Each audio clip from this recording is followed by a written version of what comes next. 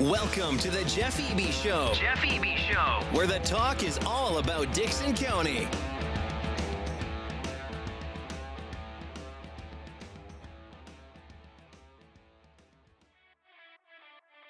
Live from beautiful downtown Dickson in the historic Reagan's Arcade. Welcome to the Jeff Eby Show, where the talk is all about Dickson County. We are guest-focused and listener-supported. Like us on Facebook and subscribe on YouTube at the Jeff Eby Show. Now, here is your host, Jeff Eby. Hey, we are so glad for you to be with us here today. We are here on Veterans Day. It's a little gloomy out today here in Dickson County, but hey, we're glad to be here. We had our our Veterans Day parade last Sunday, and it went off really well. And so we wanted to dedicate this show to our veterans, and we have some veterans here with us. We've got some reps from the VA that's going to be talking with us a little bit. So I know you're going to want to tell your people especially your veterans, to tune in, because there's going to be a lot of information that you're going to see. So. Without further ado, let me introduce my co-host today. Is riding second seat with me is Richard Lee of Lee Realty, but he's also really involved with the VFW, and we appreciate you being here. We have Tom McBride, who is a Vietnam veteran, and we really appreciate you being here today. And we have Mike Ortiz, who is he's also a veteran, and he is instrumental with our VA program here in Dickson County. And then we have another VA rep that's going to be up here in a few minutes when we start talking about that. So we're just so glad that you're here. And if you will, just please like and share this video if you're on Facebook, and like and subscribe if you're on YouTube right now.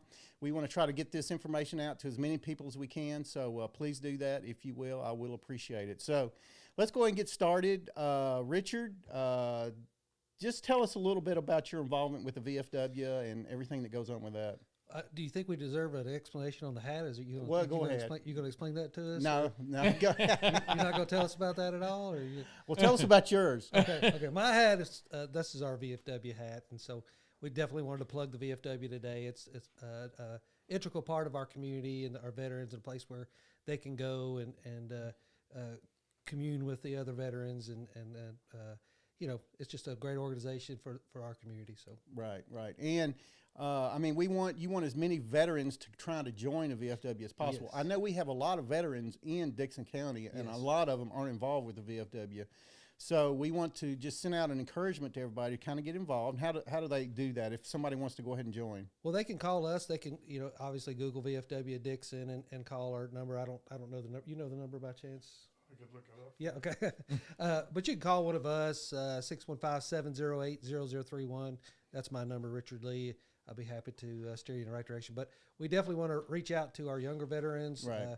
I think the average age right now for the VFW for our state is 69. So we know we've been at war for a couple decades now. We definitely want to reach out to those younger veterans and let them know we're there for them.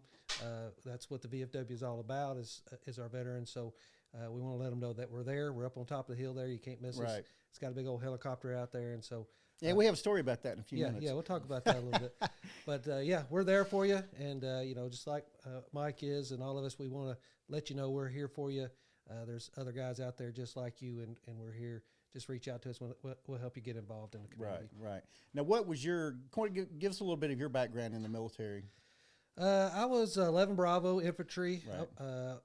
I joined in 1989 right out of high school. I was 17 when I joined. My parents had to sign the paperwork for me. So right out of high school, I graduated and went off to infantry training school in Fort Benning, Georgia. Yes. And got stationed at Fort Campbell, and that's what brought me to Middle Tennessee was when I was stationed up there. But I went out to the first Gulf War. I was in a recon platoon. I rode a motorcycle in combat, actually. So just a real short. I was 8 years total, but 2 years active duty. Right. But just a short career in the military. Do they still ride those motorcycles? I think they do still have some in various units, but I think some of the scout platoons probably still have them. So Gotcha. Yeah. Gotcha. So how was your time in Desert Storm? I was there right around 11 months or so, but the actual combat time was about 2 days, as most of you know. Right. Some of my combat friends give me a hard time about that, but I was like, well, we got the job done in 48 hours. It didn't take us 2 decades. We was there about 48 hours and went It home. was done deal. Yeah. That's how you get it done. But anyway, they said, well, if you'd got it done, we wouldn't have had to go back. So, But anyway, ours was short lived, and my career was pretty short, but Okay. wouldn't change it for anything. All right, let's Tom, let's talk to you because you're our Vietnam vet, and kind of give us a little big background about how you got into the military and how that all transpired a little bit. Okay, I joined the military when I was 18 years old, just out of high school. Wanted to get out of my hometown. I'm originally from northeastern Ohio. Lived in Burns since 2015. So right away I went to Fort Polk, Louisiana for basic, which was a big shock. Right. Yeah, I'm sure. They were preparing you for Vietnam, Yes. right? Yeah, Little no Vietnam. doubt. Right, and then that's from there we went to Fort Walters, Texas, which I don't even think exists anymore. That was the primary helicopter school and warrant officer training school. Spent about 6 months there, then went on to Fort Rucker, Alabama for the second part of the flight training and the candidate school. So you did that in combination at the same time, I guess? Yes. Okay, cool. Yeah, that made it a little more difficult Right. because you were under a lot of scrutiny for everything else. Right. But anyway, from there I had about 3 weeks leave and went to Vietnam in 1968. Wow. So did you know that you wanted to fly? How was that? Yeah, that was decision? the only reason I wanted to get in the service. Like out of high school, any other branch, you had to have a 4-year degree to get into any kind of flight school. Right. So in the Army, they had the Warrant Officer Flight School program. Yeah, they called it high school to flight school or something like that. Well, I don't remember exactly what the term was, but It was basically something that's like what that, it was. And so I arrived in Vietnam. I was assigned to the 173rd Assault Helicopter Company, which was 11th Combat Aviation Battalion, 1st Aviation Brigade. How old were you when you arrived in Vietnam? 19. 19 Wow. years old. Wow. And right away we started flying missions. We were OPCON for the 1st Infantry Division, and we flew their soldiers all over the place. And we also took other units, even including South Vietnamese troops. And there was a lot of excitement. For me, being a 19-year-old kid, it wasn't like I was married with children to worry about. Right. It was the biggest adventure of my life, and to this day still is. Because we did a lot of crazy things. People have asked me, like, why don't you want to fly now? Well, in 1 year, I got almost 2,000 hours of flying, which is a lot, especially when you're flying around in formation and all the stress involved with all that. But, the reason why I don't do it today is because over there you could do anything you want to. If we wanted to fly under a bridge, we did so. As far as to sum up my service, I would say that, as Vietnam vets, you came back individually. You didn't come back as units. Right. There was a lot of negative connotation of Vietnam vets. Yeah. So when you talked about the first Gulf War and Colin Powell and Yeah. Schwarzkopf, they showed the world again what you should have as a background for being somebody that signs up to defend their country. You go in there with everything you had. I mean, we'd be flying around rivers. There's Viet Cong standing on the other side of the river. You weren't allowed to go over there. So they turned things around. Now I think we tried to get back into that negative side with Afghanistan, but of course now that's over. As far as the VFW, a great organization. I was a life member. I knew the helicopter was up there. Yeah, tell us about that. Yeah. So I knew that's where the VFW had to be. So Right. after doing all the things you do when you first move somewhere else, I went up there and I talked to the commander. Jim O'Neill is deceased now, but he invited me to a meeting. I went. I sat right next to a guy from my hometown in Ohio, which, I talk about a deja vu moment. Right. And then after the meeting, I inquired about the helicopter. Was painted under a different company's logo at that time. And he gave me the sheet on it, and here it was in my company when I was in Vietnam. Wow. And so it had been in four companies over there, and shot down every time, sent back, rebuilt, sent back over. So it was, I had to restore the thing because it was in bad shape. Right. So, you know, a bunch of us got together, we restored it, have a plaque out there to explain its history now. And that, it really helped me to be able to do that. And Sure. the people here in Tennessee are so patriotic. I love it. And the group we have at the VFW, not only do we act as like a social club or whatever. Right. There's so many things that we do. We put on children's things for the Easter, Halloween, Christmas. Always we raise a bunch of money for the Waverly. This Halloween, I think we had 800 kids. Yeah. I mean, that was a lot of kids. And we have the only real good fireworks on the 4th of July. Right. It's all free. You don't pay anything. So I think that a lot of people don't realize how much we try to do for the community. And also for veterans, every veteran that comes in there and can talk to us, we will try our best to guide them, to our local officers and help them in any way we can to get them. We've taken them to the VA hospital to get them signed up and things like that. So we try our best to help. Right. Now that the Huey airframe, is that the only one you flew, or did you fly any other airframes at all?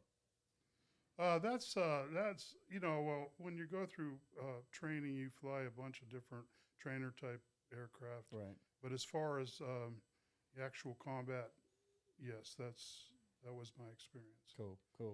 We're going to go to break really quick and stay with us. We'll be right back. We're going to continue our talk with Mr. McBride, and then we've got some other discussions to talk about. So stay with us. We'll be right back.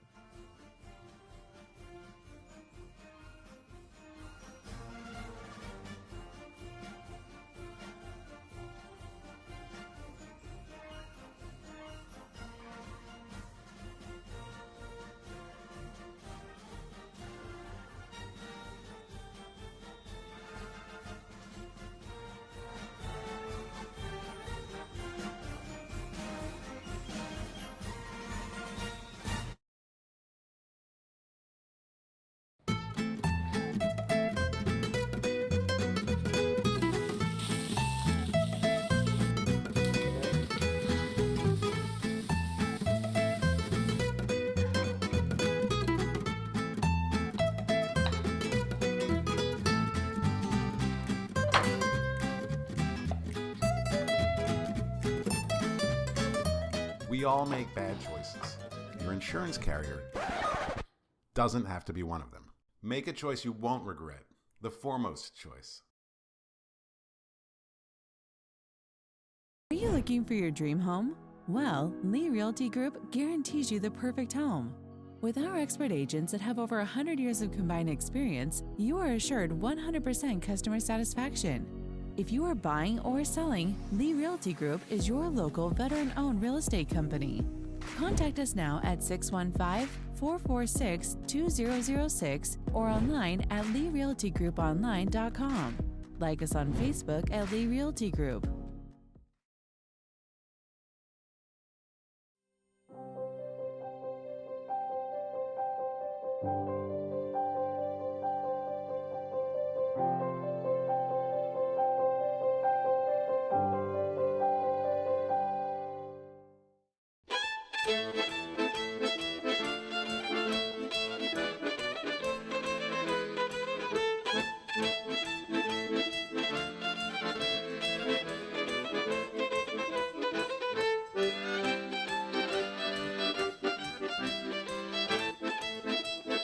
We all make bad choices. Your insurance carrier doesn't have to be one of them. Make the choice you won't regret. The foremost choice.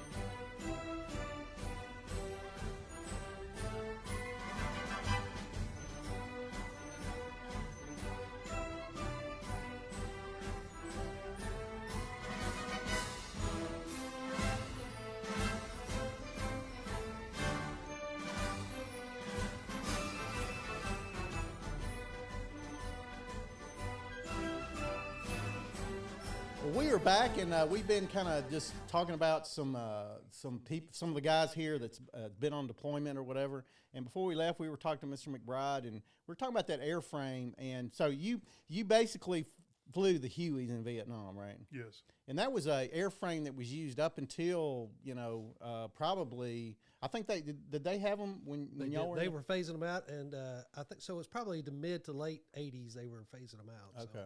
So the 101st had all Blackhawks by the time I got there, but there were Crash still Hawks? some there were still some flying around the Huey, so I did ride in one or two of them, but Okay.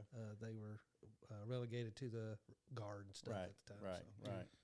And during break we were talking a little bit about the how the Vietnam vets were treated on the way back, and I know that was really bad rep for the Vietnam vets. Yeah, as the story goes, I think they were spit on in the airports and stuff. Yeah, I came back through, San Francisco, and there's people yelling at you, and it was just. You were an in ugly uniform situation. too. You were in uniform yeah. come back, yeah.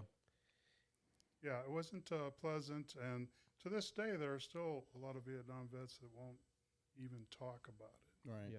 And you asked me that before the Right. show. I mean, like it's a personal thing, but like I said before, I think we learned lessons from that, and hopefully, we almost got sidetracked again, but hopefully we continue to support the troops with all our technology. I mean, we've paid for it. We've got to be able to use it if you're going to send men and women to war zone. Right, right.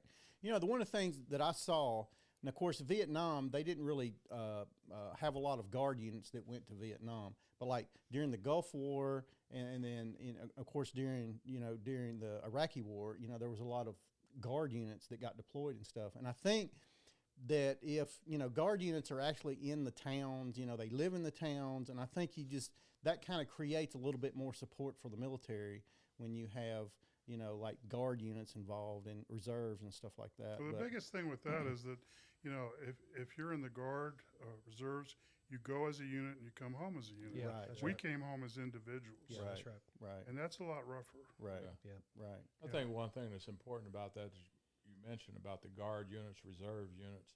They're coming back locally, Right, Yeah. so people know them, That's right. and it has more an effect when you know somebody right, that's involved in something. right. Yeah, these guard units were very active in the last couple decades, so Right. they were deployed. Well, a bunch. another big difference is the fact you mentioned a month ago. In Vietnam, you had a very high number of drafted soldiers, sailors, whatever. I don't think that's the case in any of the Right. Gulf Right, activity. yeah, it's all volunteer, yeah. Mhm. And that probably made a difference too. Oh, 'cause yeah. there were some people that didn't want to be there. They didn't even want to be in the military or No. whatever, And so it made it a lot harder for everybody else, I think. Yeah. So, okay, Mike, let's talk about you a little bit. What kind of give us your background in the military and everything? I know we talked a little bit offline, but tell us a little bit about that. Well, just like Tom, I'm originally from Ohio, small town in Ohio, about the size of Dixon. Went into the military straight out of high school. Joined September of 1980. Decided to go infantry. My recruiter was upset at me because before I left to go to sign up, I was going into civil drafting. And at the MEP station, they talked to me. The next thing I know, I was getting a $3,000 bonus and going infantry. There you go. Queen of battles. See, that's how they talked him into it. Yeah, that's it. Well, they got me. Ended up staying 20 years. 20 years. My original plan was to do 4 and then go to college. But once I got in, I really enjoyed it. Really enjoyed it and made a career out of it. Got to do some, I had some good assignments. Even though I was infantry, I had the opportunity to be a drill sergeant. Yeah, how was that? How was that experience?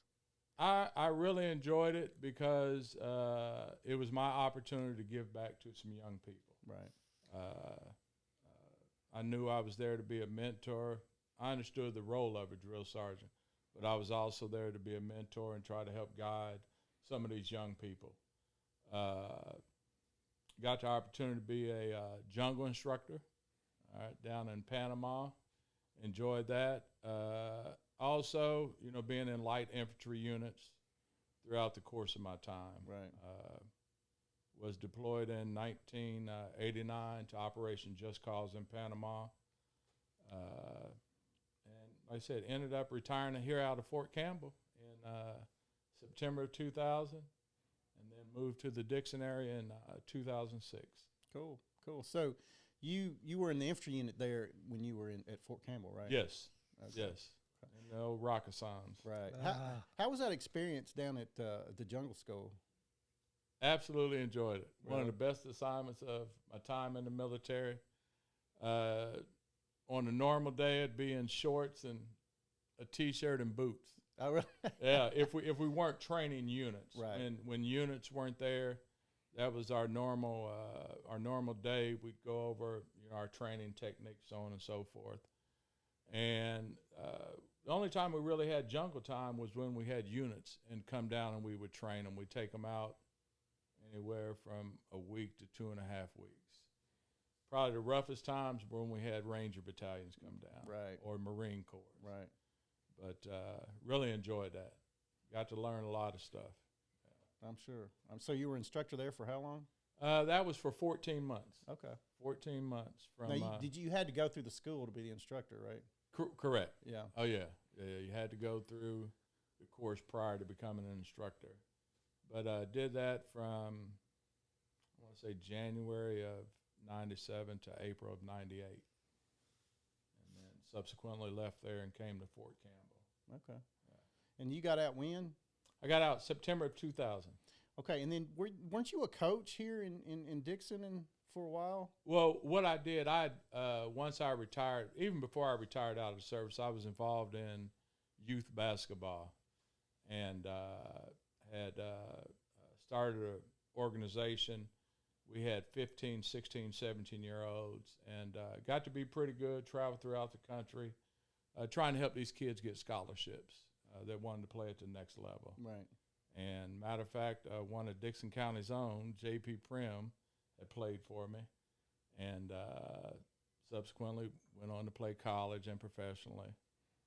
And but just got the opportunity to help out a lot of kids. Yeah. All right, cool. Well, we're going to talk about the VA stuff here in just a few minutes, but is there anything else you want to talk about with the VFW or anything like that? I mean, encourage people, again, to call in. What's the dues every year? I forget what it is. How much is that, Tom? Do you remember? I've been a life member for so long, I couldn't tell you. And the life membership is what we encourage them to do, but I think it's based on age. It is based on age, and, so it's a sliding scale. But I think to be a member, it's $50 a month. But I'll tell you, if I've drug you up there to sign you up, I paid your first year. So I know. I think you did mine, by the way. I see. We definitely try to get people involved. If you're a vet, if you mention you're a veteran to me, I'm going to probably try to drag you up there to get you involved. So the dues is you've already paid your dues. We just want you to show up and be a part of it. So we'll take care of you on that. Now, once you get involved, we try to encourage you to be a life member, and we wear that as a kind of a badge of honor. We're going to be here forever, and so we want you to be a life member too. But I think mine was $300 or something like that. But yeah, we want you to do that too. But come get involved. We don't care if you're in your 20s or if you're in your 70s. We want you to be there.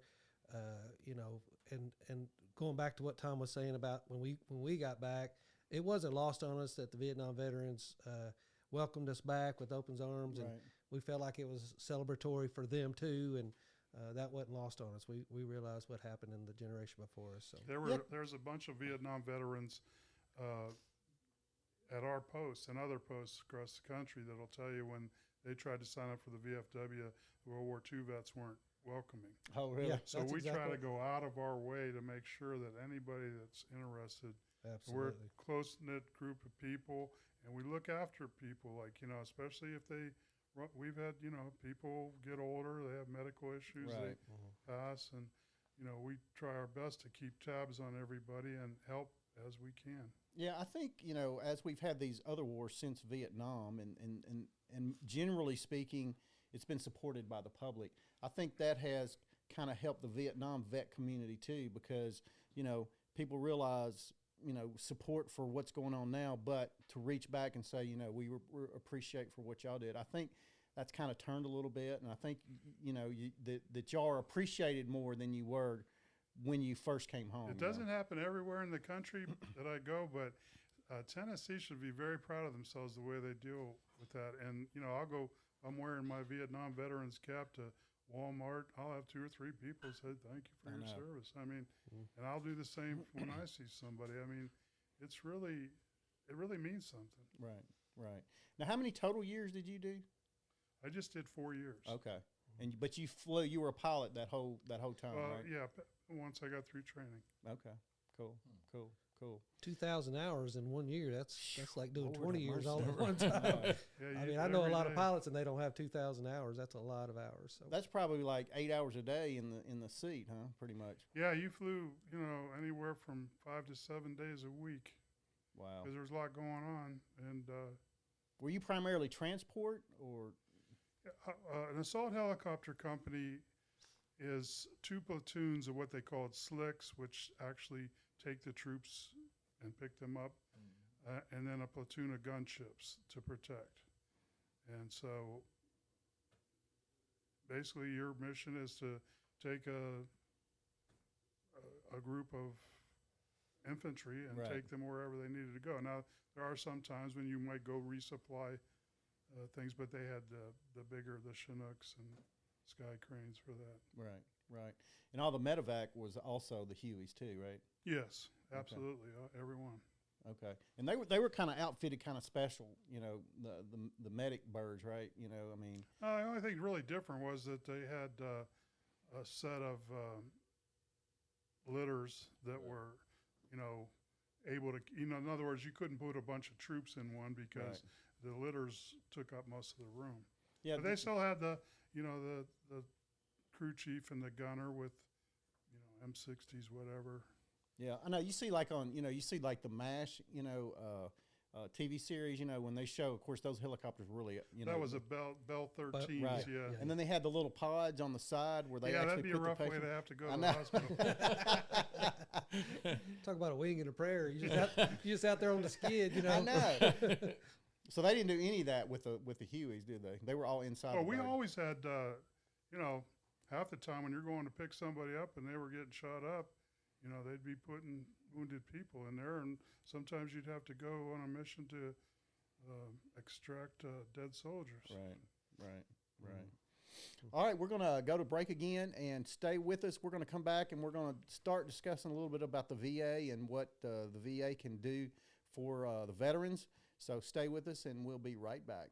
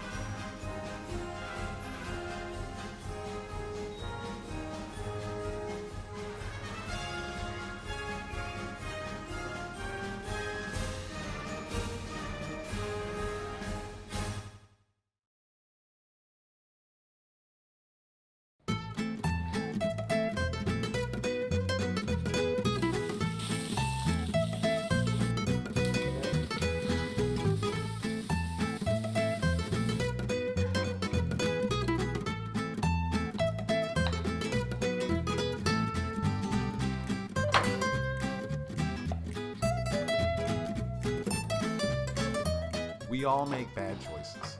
Your insurance carrier doesn't have to be one of them. Make a choice you won't regret. The foremost choice. Are you looking for your dream home? Well, Lee Realty Group guarantees you the perfect home. With our expert agents that have over 100 years of combined experience, you are assured 100% customer satisfaction.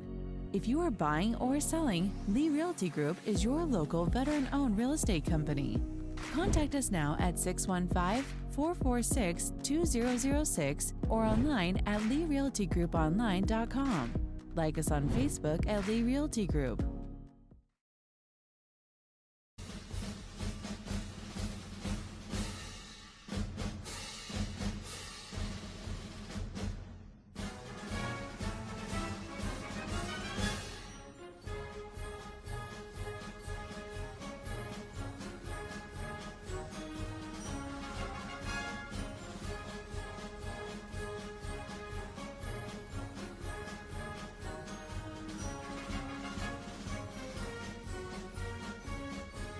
Hey, we welcome you back. We're here discussing some veteran issues and some of the things that our veterans did, our Vietnam vet and our Desert Storm vets kind of did during their time of deployment.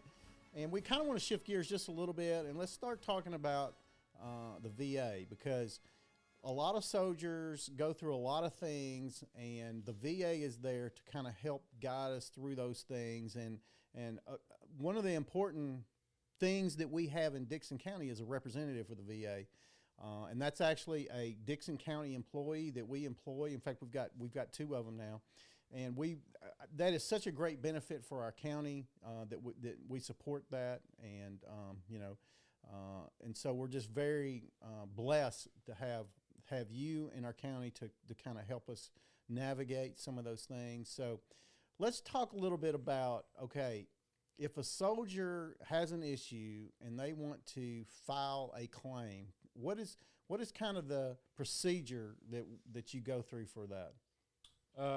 One of the first things we do when we have them come in is ask them to bring a copy of their DD-214, which is a record of service. Right. And that gives us a little background that we can have on them. And then initially, most of it is just talking and listening, trying to gather information, as much information as you can, because as you listen, people will start to tell you stuff. But the process is a very simple process. One of the first things we'll do is we'll do a what's called a simple power of attorney with the VA. It's an agreement between the veteran, either myself or Neil, and the VA that everything is there's privacy issue. Right. And it allows us to look in the records, so on and so forth. So we'll do a simple power of attorney, and then what's called an intent to file, which saves that date that they come in there as the date of their claim. When they come back, we'll have them gather up information, medical records, any documentation from friends, so on and so forth. And then we can actually file a claim. And that claim can be for any condition, any illness, injury, or disease that was incurred in service, or that maybe it was pre-existing prior to service and was aggravated by your service. Right. So that's what they call a disability application form, 526EZ. They've really streamlined the process now. Before, it used to take veterans years. Right. To put in a claim and to get a final decision on it. Nowadays, probably can get claims done in anywhere from 2 to 6 months. But that's in itself just a regular basic claim, and there's no time frame. So if a veteran was in during the Korean War, and we're talking about 70 years ago, they can still file a claim. As long as there's documentation somewhere in records to show that condition existed or was aggravated, then that's all they need in order to file a claim. Now, as far as the Vietnam vet's concerned, of course, and I know that Congress has enacted some things, and the VA's kind of changed on this, like Agent Orange, that a lot of the vets were exposed to.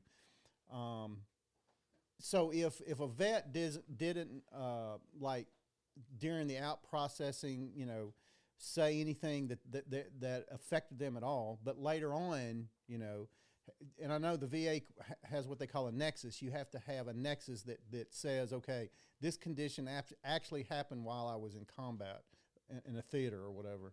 So I think they've relaxed those a little bit, and some of these Vietnam vets are being able to get some benefits for that. Yeah, so what they've came up with is what they call a presumptive list. There are, originally it was 15 different diseases that were considered presumptive to Agent Orange exposure. Since they've just added 3 new conditions, those being bladder cancer, hypothyroidism, and Parkinson or Parkinson-like symptoms. So all you need is a diagnosis. If you have a diagnosis of the 18 different diseases or conditions, and they have record of you being in Vietnam, they concede it and automatically will grant service connection for that condition. I mean, that's pretty easy, right? To get done. That's anytime you're dealing with presumptives, those are easy. Those are pretty easy. They're cut and dry. Diagnosis was in Vietnam. Grant. It's just a matter of at what percentage for each individual one. Right. And of course, that's based on the severity of it. Right. Yeah. So, we would encourage Vietnam vets, if they have any of these, they need to call your office and, get some information about that. But we encourage the vets to check that out and to see if they qualify for that, because that could be a benefit that could help their family and them, as they get through life and everything, and some of these things that happen to them or whatever. So, well, another point about that is they may have tried to engage the system decades ago and had a negative experience with it. But like you said, that's changed and evolved and streamlined. So they may want to re-engage the system. That's definitely true. I try to bring in as many Vietnam veterans as I can, and just have a conversation with them, right, and find out anything that's happened before, whether they filed or not, and just let them know through simple conversation. I was talking to a gentleman a couple of days ago, and just listening to him, I said, "Wait a minute, you have that? Oh, we need to put in for that." Yeah. He had no idea he could put in for it. Right. Like I said, just that simple conversation and listening to somebody. Okay. I might also add that, because of all the things we talked about, Vietnam vets, a lot of them didn't want anything to do with anything after they got out. Right. So they didn't, and I know people, friends of mine, that I knew for years that would easily qualify. Yeah. But they just wouldn't do it. But Mike helped me tremendously with my claims, and anybody that was in Vietnam, anywhere out in the fronts, it was exposed to no doubt, Agent Orange. No doubt. And mine, what got me through to the end was the heart ischemia. Right. And, like you said, there's a lot of things that have happened since those original claims. And the Agent Orange is basically just a high dose of Roundup. I mean, it was like it was different than Roundup, but it did the same thing as Roundup. And you see movies about these veterans, have their ponchos on, and then this stuff is just raining down on them, as they're walking through the jungle or whatever, So you just never know, if you were. And you didn't have to directly get exposed to that. If it could drift over to your barracks or wherever you were, living or whatever. A good example is, say, flights that were carrying bodies back and coming into Dover. Well, if you were in the Air Force and you were handling stuff coming off that plane, you were exposed to Agent Orange. Right. Right. So there's different ways of going about it. I know this to be true dealing with the VA. If you don't ask, the answer is no. Right, exactly. Exactly. Matt, we're going to go to a quick break real quick, and we're going to bring in Neil. He's the other VA rep that works with Mike, and we were able, the county, again, we were able to go ahead and because you were working 3 days a week, and there was 2 days that, because you just wanted part-time. And so we were able to bring on another VA rep that kind of helped everybody through that process. So we're going to take a quick break, and we'll be right back.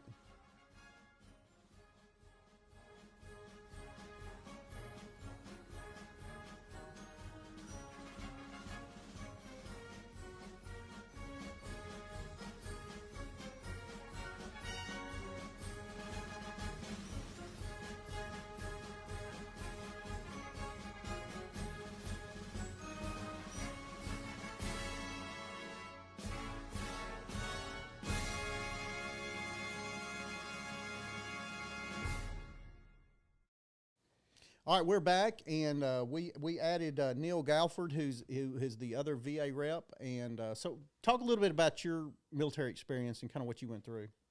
Well, first off, I actually didn't plan on joining the service. It actually started with a dream/nightmare. My wife and I, she was a girlfriend at the time.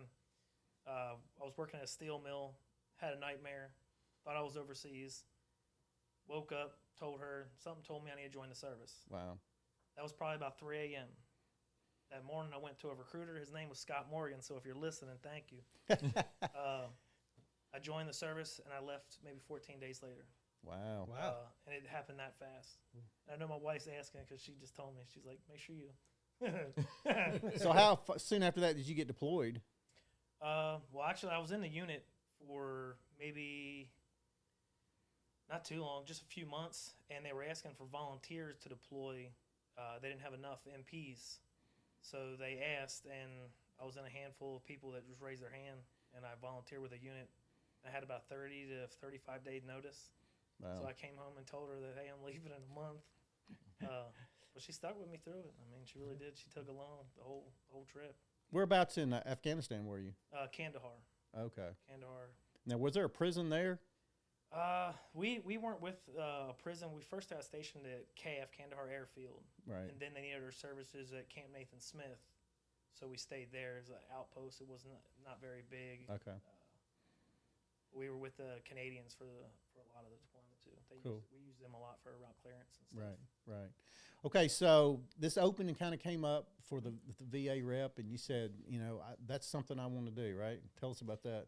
So I talked to Mike, I don't know, about a year or so ago, I would assume. Probably about a year or so ago. And he told me that, hey, if you really want to do something, then I'll keep you in mind. I think I pestered him a little bit and called him probably once a month, twice a month, something like that. And I was coming back from a trip, and he told me, hey, there's going to be an opening coming up. Are you interested? Tell me when I start. Cool. That's pretty much how it started. Cool. But I've been doing this officially for 3 to 4 months. However, I've been doing it unofficially, helping friends of mine since 2011, 2012, filing paperwork and stuff like that, helping them out. Right. But now, did you come through? You came through Fort Campbell at Yes. the end. Okay. Yeah. So that's kind of how you got into the Dixon area. Yeah, I got out in Fort Campbell, but I was in Clarksville, Right.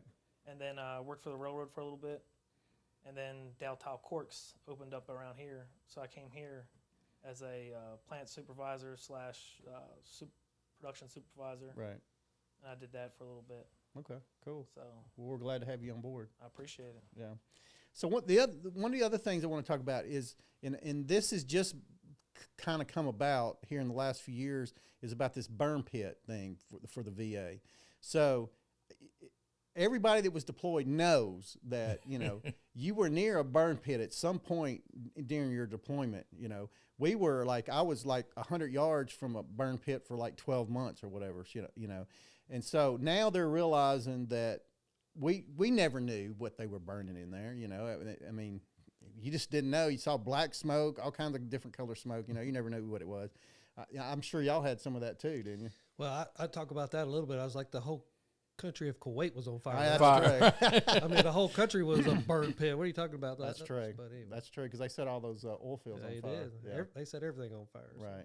It's not even just burn pits that we create. It's the environment around us. Like in Afghanistan, they burned all their stuff as well. They Right. didn't have a dump or I know. a landfill. They set it on fire and got rid of it. Right. So here recently, they've started recognizing that some of these conditions are caused by being exposed to the burn pit. So how hard is that to navigate now? Well, it's just like, say, dealing with Vietnam era veterans. Of course, that took longer than it's taken with be it Gulf or the Afghanistan. The Agent Orange, how long it took the VA to recognize what happened with Agent Orange exposure and those things. So just recently, January of this past year, 3 conditions that they consider presumptive to air exposure and over in Afghanistan or Iraq or anywhere in Southwest Asia, and that being chronic bronchitis, rhinitis, and I'm drawing a blank on the third one right now. But those 3 conditions are considered presumptive too. So once again, if you have a diagnosis of one of those, you show you were in one of those theaters of operation, then they'll grant that condition based on the severity. And that's of pretty easy, right? Yes, that's pretty. Those are cut and dry. Once you have a diagnosis of one of the listed conditions that's on the presumptive list, it's not a matter of if they'll grant it, just a matter of when they process it. Now, one of the things I've heard about the burn pit, are they doing a registry of those? Are they starting to collect the registration? They same thing with Agent Orange. They did a registry. Same thing with, and I encourage people to do that, to get registered, because all that is more documentation. Right. That's all it is, more documentation about your exposure to something. Right. Yeah, because I remember I've got, this has been last year, I got an email from the VA about getting on that burn pit registry. So I guess they assume where you were in theater that you're going to be exposed to that or whatever, Right. Yeah. So did you get anything like that? I didn't get anything. I think we talk about it at the VFW functions on the state and national level. They talk about make sure we register for those, the burn pit registry. And one of the other things they talk about too, dealing with that, is some undiagnosed illnesses, chronic fatigue, muscle soreness, aching in joints and stuff. So if you have any of those conditions, make sure you're seen for it. It gets documented. Because anytime you can get stuff documented, all it's going to do is help substantiate your claim. Sure. Now, how hard is it to, and our Vietnam veteran because he talked about people in that era not even really wanting to have anything to do with the VA, But how hard is it to like even get into the VA medical system coming out of being active duty or, in the Guard or whatever? How hard is that to navigate? Because I know you've got to get into the system to be able to get benefits to, to go to the VA hospital or, to be seen by a different specialist or whatever like that. Right.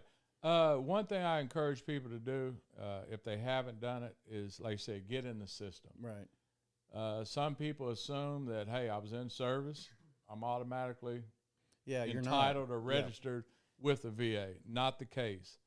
It's incumbent upon that service member, that veteran, to one, if you have something to claim it. If you get a disability rating, the medical care is automatically taken care of. Right. If you do not have a rating or disability compensation, then on the medical side, it becomes income-based. So they'll do a means test, simple form you'll fill out, but you'll still be able to be seen on the medical side. However, if you don't have any rating or then there are certain co-pays you'll have with medication, so on and so forth. Right. And I've been in, when I got back from deployment, I went ahead and got into the system or whatever. And I've been to the PCP through the VA, and they do a really good job. Now, on the maybe at the admin level, you have some issues, but once you get to your doctor, all your doctors are really good, and they really seem to really want to to help the veterans and stuff. Yeah. So I've been really pleased with that. Yeah, that's what I've experienced for the most part. I'm just glad that I was, I guess, young enough at the time where I knew I had to be my own advocate. Right. Because I would when I initially started, myself through the VA, it was like I would see older veterans. I'm like, they don't have anybody helping them. Right. They're just at the will of somebody at the hospital. But it's really changed in the 20 years that I've been out since I first started using the VA. I have nothing but positive results with them. Now, do you work with any Korean vets or any World War II vets? I have. Since I started here in Dixon in 2015, October 2015, and I've helped 4 World War II veterans. Wow. Can't remember the exact count on the Korean veterans. So like the World War II veterans, they didn't have benefits, and you were able to get them benefits from that far back? Yes. Wow. Yes. Wow, that's awesome. That's awesome. That's incredible. Yeah.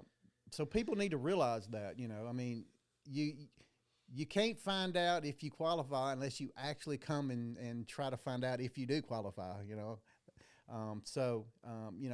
I encourage veterans to call your office, and to find out if they qualify for anything. How's your experience been so far with working with veterans? Pretty good. I mean, like I said, I've tried to help veterans probably close to 10 years and file the paperwork and help them, because a lot of people do not want to go in. Even the new generation that gets out, they want to do their own thing. Right. They just been through Afghanistan, Iraq, know. back to back. They just want to be left alone. Right. Get out However, and be done with it. Yeah. Right. We need them to come to us, let us help you, join the VFW. These organizations will not be around to help if you do not let us help you. Right. And they can also do that by now, not veterans, enlisted soldiers that are in right now, active duty military. Gather your stuff, save your documentation, save your paperwork. Don't fight an uphill battle. We can still win it. However, don't fight an uphill battle. Right. Save your stuff, document your things. We all know when we were in the service that, hey, don't go sick call. We need you. You need to be I in know, this, exactly. You need to be in this run. Yeah. Take the ibuprofen, drink the water, and go on about Exactly. your business. We know your toes are froze off, but don't go to sick call. You know, so Right. it's not lost on us that it's a macho environment, and you know they encourage you not to engage the medical system. So you know when you get out, that switch doesn't just switch off, and you all of a sudden start seeking medical care. So yeah, you're exactly right. They need to, you know, we need to encourage them to engage the system and get registered. And Yeah, because, you know, when you're, especially in an infantry unit, you know, you just suck it up. You know, your you bone just could be gotta- sticking out. Like, put a little piece of tape on there. You'll be all right. Yeah. I drank the Kool-Aid, and I did that for years. Did it for years. Ended up having a shoulder issue where I couldn't laterally raise my arm up over my shoulder. Subsequently had surgery on it. But for the longest time, I'll deal with it. Right. I know. Yeah. And you know, and that's why the VA is there for that purpose. But you know, I understand. You know, because like when I got back from deployment, I didn't. You know, you go through all those SRPs and everything, and I didn't want to. I just wanted to leave. I just wanted to get out. You know, and and everybody goes through that. But yeah, you're right. I encourage people, especially if you're in right now, you need to be documenting everything that happens to you. You know, because it's going to help you later on once you get out and start navigating through the whole system and everything. And that's going to be if you're active. However, if you didn't go to sick call and you were the macho guy and you got out 20 years ago, that's what other forms are for. Claimant supported claims. You have buddy letters. Buddy letters can help out tremendously. Lay statements. Right. They can help out tremendously. Someone that you were in with can vouch for you. And they can sit there and say, hey, look, I've been there. I've seen it happen. Right. And that can help your case as well. And that's not evidence. That's not something that's saved. Right. That's somebody vouching for your character, saying Right. it is a true statement. Yeah, to your point, like when you're ETS and you're like, heck no, nothing. I know, exactly. Anything that would delay the process of you getting out, you're not going to do it. Exactly. You're like, no, nothing's wrong with me. I'm good to go. You just show me how to get the. You know, you're walking with a limp and everything. And no, I'm fine. I'm perfectly everything's fine. good. Just let me go. So yeah. And I know Tom can speak to this. One of the good things, say, with Agent Orange exposure, one of the conditions that's considered presumptive to is peripheral neuropathy. However, if you read, it says the onset had to occur within 1 year of exiting the service. So let's say if a Vietnam veteran was 24 when they were getting out of service. One, all they wanted to do was get out. No doubt. Yeah. And within that year, a slight little tingling, at that age, that's nothing. Right. I'm not going to be seen for it. It's not going to be documented. Now I have a harder battle trying to get that granted. Right. But it can be done. Right. Right. So what's that process? Because, okay, you make a claim, and it goes through, and then you have to have an appointment with the pensions and benefits or whatever they call those. Right. Guys. And then they send all that information up, and then if you get denied, what's the step after that? You want to speak? Or? Oh, go ahead. All right. So the VA implemented a new appeal process. I know older veterans, they went through what they call the legacy appeal process, which could take anywhere from 2 to 5 years. Wow. Well, they've streamlined that now. They have what they call now the RAMP. It's just a modernization of appeals process. They have 3 different appeals that you can ask for. You can ask for a higher level review where somebody is higher up than the person that made the original decision. But just know when you're doing that, they're only going to use the evidence that was used at the time that decision was made. Then you have a supplemental appeal. That's where you have new and material evidence that is relevant to your claim. So let's say I put in a back claim. They looked at all the evidence that I had before, but now I have new evidence. Let's say that shows that I do have degenerative disc disease. Okay, so now they can grant it based off of that new information. Gotcha. And then the last one where you can appeal straight to the Board of Veteran Appeals. And that's where you can go before a law judge. And right now they're doing those electronically, right? Electronic, virtual. Right. They're doing virtual hearings. And in our case here in Tennessee, we coincide with the Tennessee Department of Veteran Services. So we have representatives, lawyers up there that before you go before a judge, they'll make contact with you, go over your case, and present your case to the judge and help you present any information that you have to that law judge. Cool. So we're aware of folks, even at the VFW, that have been declined in the past. So would you encourage them to re-engage? Like what? Always. Yeah. So whether it's a decade ago or 20 years ago. I don't care how long ago it is. And we hear rumbles of that, and someone will say, I was declined. So you're saying go ahead and re-engage the system. Re-engage. Make another run at it. I was denied when I initially retired from the service for a condition. 10 years later, put in for it and was approved. Wow. Yeah, so you just have to persevere through this process. And sometimes it's going to be a long process. Sometimes it might be a shorter process. And I think, the government maybe think, well, we'll drag this process out, and they'll just say, okay, I'm done with it. But you just have to keep persevering, keep doing what you need to do, and in more cases than not, you'll prevail, I think. Yes, I found that to be the case. Mm-hmm. So just give us a round, like how many are declined? What would you say, 10%, 30%, 50%? Where do you have a number at all, or? I would say it's not a number that we could come up with. I mean, every case is dependent on its own circumstances and its own evidence. And some people come to the office and they have a binder 3 inches thick. Mm-hmm. Some people come to the office, they don't even have a DD-214 yet. Mm-hmm. So the process slows down. But the process is not set up to fail. If you quit, you will fail every time. Right, exactly. And that's why we are there also to encourage, hey, let's apply for it again, or let's go another route. Maybe we won't apply for that. We'll apply for this that is linked. Because it's all verbiage. Mm-hmm. Yeah. When we put it in, the biggest thing is verbiage. It's how you respond to the question. Right. So what do you say? Will we try to help you with that? Right. I'd give this percentage.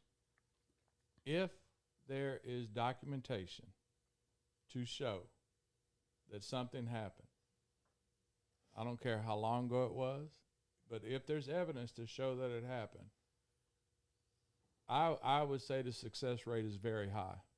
Mm-hmm. I mean, very high. If it's not in there, even going through the appeals process, that's where you can get in to lay statements that can help substantiate your case, and it goes before a law judge. He can weigh that evidence at that time, whereas in a regular claim, that type stuff can't be used. We talk about this, the buddy evidence. Is that really pretty good evidence? Yes. Really? Did they look even at that from your wife? Really? Even from your wife. All right, don't discount what a spouse could do for you when filing a claim, and it gets to that process. Right. She has to go through a lot of the stuff that veteran is going through. Yeah, exactly. So who better else is there? I live with this. I'm with this person all the time. Right. I'm telling you, here's what's happening with them. Yeah. My wife actually went to an appointment with me because she understood that, like most vets, we're not going to speak on our behalf. If the doctor talks to us, we're trying to get in, get out. Right. That's it. Your significant other, on the other hand, might be like, no, let's talk about this. And I think they spent more time talking to my wife at the appointment than they did myself. Really? Because I wasn't open. I mean, at that time, I was like a lot of other veterans Right. that I was there and it was annoyance to me. Right. Why am I here? Why do I have to Go through tell this. you Right. all over? If I'm trying to ask for PTSD, why am I here talking about it? Right. Well, that hate to say it, but that is the process. Yeah. And you have to go through the process. If not, that percentage is 100% no. Right. Yeah, yeah. The guys that don't apply at all, it's 100% no. They're not, Right. They're not going to hunt you down. And say, Right. Hey, It's I not like I got a bunch of money and stuff. I'm gonna give you. They're not going to do it Right. like that. What about your ex-wife? Can they help you? Can they help you? She got a long list of stuff. She probably It can help or hurt you. Hey, if she's willing to write it, you might have to give her a cut. Might feed But you fax if she's machine willing to before you write do it, it, hey. But I do want to give a shout out to the spouses because going through deployments. I know my wife; she had a hard time. We were raising 2 little girls, and I was gone for 15, 16 months or whatever, and it's difficult. It's difficult at home. I say, all I had to worry about was myself, keeping myself, and she had to worry about everything else, So the spouses go through a lot. So I just give a great shout out to my spouse, especially, and to Definitely you should, because it makes it easier on you as a service member if you know that my home is taken care of. Right. That's one thing I don't have to worry about while I'm gone. Right. So they definitely. Yeah, the whole family sacrifices for sure. No doubt. No doubt. No doubt. Well, we're going to we got to wrap up here. We really appreciate y'all coming in and kind of sharing with us. Tom, why don't you come on back in here, and we want to kind of say a goodbye to everybody. We appreciate you coming in here. I know I think Tom's going to ask you about that. The hat. I was getting ready. We didn't that's right. hear anything We'll about get back to the hat. Well, this is I was in a Cav unit, okay, with the 278th Cav, and so this is their normal attire when you go when you out. say or normal, does that come with the boots too? Yes. Yeah, I've got the boots. Spur. Come on in, Tom. The boots with the spurs. And, yeah, I've got all that. Yeah, I've got all that. But hey, again, I know this. We've kind of talked about the VA stuff, and we appreciate you coming as a Vietnam vet. We really do. I know that your sacrifice wasn't well received initially, but I think generally speaking, y'all are very appreciated in what y'all did and what y'all went through. Come home. We're all right. Right, exactly. So we support that community. Thank you for coming in, Richard. I know you've got a successful real estate business, and you spend a lot of time with the VA, and we appreciate your what you do there and how you support the veterans. We really do. And y'all've got an important job for the veterans. I encourage all the veterans to come see these two guys because they can help you out with a lot of things and a lot of issues that the VA can help you out with. So thank y'all for coming in and kind of giving us a little bit of information. You can, y'all's number is, you can look it up on the county website. It's on the county website. Yes, it is. Right. So if y'all need that number, you can just go to the county website. And your office is over here on, Beasley Drive, Yeah, 250. Beasley Drive. Yeah. And that number is 615-446-0229 for the appointment line. So if you Okay. need to call us, get a hold of them. We can set up an appointment as soon as possible. And y'all work by appointment. Yes. Yes. Okay. However, we'll take walk-ins if we don't have You've a done- scheduled appointment. Gotcha. we take walk-ins at the VFW too. There If you you're a veteran, just come on by. We'll get you signed up. If you have any questions about the VFW, call me or Tom. My number is 615-708-0031. We'd love to have you. We're having a big celebration today. If any Absolutely. veteran wants to come up and Absolutely. Yeah. What are y'all doing? we have a free dinner for the veteran, I believe. I think so. Yeah. And we're just there to commune Support. with the veterans. Yeah. And if you'd like a beer, we'd buy you one. You can if do come that. on by. What time is that? I We'll want. start any time now, like probably 1 to 2, Okay. something like that. Yeah, the Okay, VFW is open 7 days a week here locally, so we're there every day. I'm not there every day, but I'm Right. saying it's open 7 days Yeah, a a week. lot So. of VFWs don't have the hours, aren't able to keep the hours that we do here because we have such an active post. Right. Cool. Yep, Cool. yep. Well, we're very grateful for that, and so we encourage all veterans to get involved with the VFW. Call your VA reps and we really appreciate you watching. Again, if you will like and share this on Facebook or subscribe, give me the thumbs up on YouTube, and we really appreciate you tuning in today. Next week, we have kind of a family show that we're going to be doing, so please tune in for that. But until then, everybody have a great Veterans Day, and thank you. Thank you for watching. We know that you enjoyed today's show. Join us each Friday on your lunch break at 12 p.m. for new insights into local events, politics, and all things Dickson County. Remember to like us on Facebook and subscribe on YouTube at The Jeff Eby Show, or visit our website, thejeffebyshow.com.